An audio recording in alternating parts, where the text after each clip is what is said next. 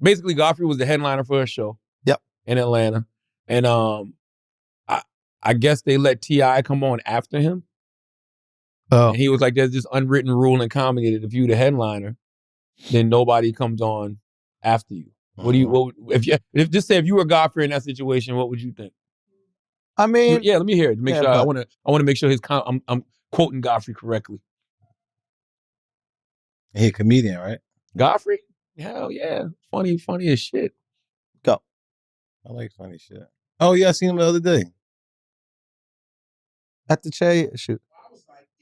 So it's his town. Atlanta's his town. Yeah. So I was like, yeah. I didn't go in to watch. Yeah. I didn't go in to watch sure. T.I. because as a headliner, no one's supposed to go up after you. Yeah. Right. But as there's a code in comedy that I follow.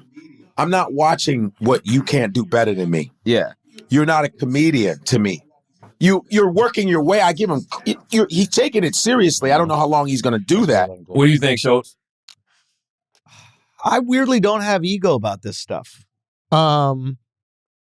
I understand that there are people that are famous and they get opportunities because they're famous, and especially within comedy. Now, I've gotten to a point in comedy where I also get opportunities because of where I'm at in comedy. You know, like when I was younger and I'm going up at the Cellar in New York Comedy Club, and then famous people would come in, they would do what's called drop-in sets. And by dropping in, they might push you back or move your time or even push you off the show. And then I got to a position where I was where they are. And now when I need to go on stage and I didn't book shows, I'll be able to just pop into New York Comedy Club with the Cellar. And then I'm kind of interrupting people's sets. And that's the kind of natural cycle of comedy. Like, that's what you want to be. You don't look at those people. Like, when I was younger, I never looked at Dave Chappelle or Chris Rock when they popped in. I never resented it. I was like, I want that opportunity. Yeah, please. And when you get so busy in this career, and you understand this, obviously, because you're incredibly busy, like, it's hard for you to schedule shit. You don't know when you'll have a night off, when you can work on something. So once I got to that level of busy, I was like, oh, now I see why they just pop in when they can. They're not planning their week 2 weeks in advance. They're going, oh, shit, I'm in New York and have the night off. I got a meeting canceled. I'm going to go do some stand-up. So it's nothing personal. So I wouldn't take that personally in that situation. Godfrey might have a different experience with his fans and he wants to close out the show, etc. That's on him. We should talk to him. But you hear what he said, though. He's saying that he's not better than him. You doing that and don't mind Chappelle and them doing that because you felt like in that time they was better than you. Yes. So you don't mind them doing that. If LeBron come to your basketball But there are team, people that pop in that aren't better. There are people that pop in, but they're just more famous. And fame is what allows that to happen. Right? So it's like, it's not necessarily skill. Like, there are comics that are famous, but they're just not that good. Yeah. But they're allowed to pop in because by those people being there, the seats in that club get filled because the word gets around. Oh my God, Madonna tried stand-up. Once Madonna tried stand-up at the Cellar, what, you going to not let Madonna go up in front of you? Of course. Yeah. But it's his shows. So that's a different situation. Maybe he has a way he wants his shows to go, and maybe he'd be totally fine if T.I. went on earlier. If it's your show, you get to dictate how that show looks. So I'm fine with that. I think he was saying that T.I. came on after him. That's what I'm saying. Yeah. But if he wants his show to go a certain way, I get that. Me personally, I don't give a fuck. Like, I had Seinfeld and George Wallace come drop in on a show of mine, right? And they went before me. And I was totally cool with that. I was honored. You could have let Seinfeld go after you. And I would have been fine with that too. Yeah. But he don't want that smoke. You want a real show. That's the difference. He would never be able to follow me.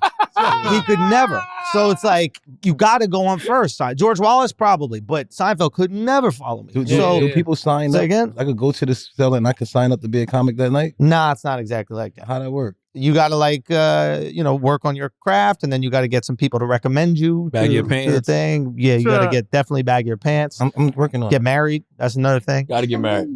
Got to make sure that you So get you're married. basically saying life has to happen first before I could be a comic. Yeah. Life has to happen first. It's about commitment. They don't respect people who don't make commitments. So yeah, I mean, if I'm T.I., I'm just telling him, like, yo, pop in earlier. Go on before the headliner goes on. That's usually the best thing to do. But again, his schedule might not permit. Anyway. You want the headliner to big you up anyway, T.I., because he just and the club should probably tell Godfrey, like, low key, the club should tell Godfrey, yo, T.I. might be popping in. If you're already on stage, would you mind if he goes on after you and does a few minutes?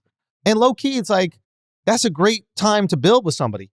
T.I. can come in, he's going to watch your set, and he's going to go, holy shit, this guy's really good. Maybe he could help me with some stand-up. Now you built a connection with someone. Yeah.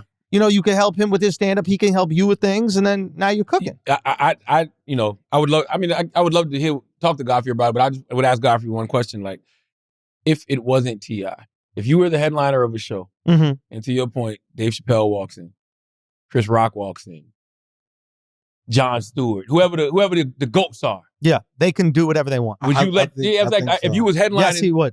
You'd be like, yeah, Dave, sure. You would actually something. You close the show and be like, you know what? I got a special treat. I got something for y'all. Yeah. And boom. Yeah. Dave comes out. But he said that. You don't because right now T.I.'s been doing comedy a month. He's not good yet. It's T.I. I get it. And by the way, I respect that. Godfrey's been doing comedy 20 years. I respect that. Yes. So, I get it. It's also up to T.I. Like, if he wants to build goodwill in the comedy community, it's up to him to reach out. Like, that's true too. Is he good? I'll be honest. When Wallace and Seinfeld came to that show, the club hit me up before and asked me, and I was like, y'all don't gotta ask me, but they did it as a courtesy. Yeah. They did it as a courtesy, and that is just something because they're comics, they understand. So if I'm T.I. and I want to pop into any show, I'm reaching out and I'm going to the producer. I'm going to headliner the show and I'm like, hey, what's up, man? Yo, it'd be awesome if I could do a few minutes on your show. Nobody's gonna say no, but asking is going to mean so much to that comic, knowing that he doesn't have to. He's respecting the game. Yeah. I mean, Godfrey said that too. Godfrey, I don't know if he said code of conduct or there's unwritten rules in comedy. I mean, if I was trying to be a stand-up, I wouldn't want to know those unwritten rules. Yeah. You know what I mean? You just respect the game. I mean, low key, who T.I.? I haven't listened to it yet. But like, I wouldn't even listen to a comic before they've done it 3 years minimum. Okay. Like, it just takes so long to get good at this shit. Yeah. Do you think it could transfer over because he could do great wordplay at being a rapper? You think it's just wordplay to be able to do it? No. But what he'll benefit from is comfort on stage and comfort in front of people. So immediately the audience is going to feel more comfortable. And two, he's famous and people are curious. So not only is he comfortable in front of people, those people really want to know what he has to say. So those are two barriers that he's got to get. But he's got to have comics working with him and helping him with his jokes. And he's got to be writing every single day with them. Why not just do the live podcast? Well, he did that. Well, keep doing it. I loved Expeditiously. I thought that was a great podcast. Yeah. But I'm not mad at him. You want to test his stand-up chops? Cool. That's like stand-up is a different muscle. Yes, it's tennis. You know? Yeah. I wish everybody did stand-up. I wish everybody tried it. I did, and I sat my ass down. There we go. And that's why you respect it. I respect it before I even go. I don't like it. I don't like the pressure. Like, I don't like that. Like, that shit ain't for me. Like, it's pressure. You can't pass the ball at all. Like, when we did the pod live, it was a good environment. Yeah, it's true. I can't explain it. It's different. Yeah. Well, you got. It's a team. Like, you got someone else out there. Yeah. And you know what else? It's not the expectation. There's no expectation when you're just having a conversation. Yeah, it's like, if it's funny, that's a bonus. That's right. Yeah. You write these jokes. You spend your hard time crafting these motherfucking jokes. You got an expectation that you're going to go on that stage and this going to rip. And you say that shit and motherfuckers is staring at you just like them cameras are right now. Yep. Just looking at you. Yeah. Recording your dumb ass. Confused. Like, why would you think that's funny? Why would you think that? Do you try to be funny? Do you write stuff down trying to be funny or just... Like, now that I'm creating material, and I have to generate new material because once this tour is over, I want to be able to build that new set.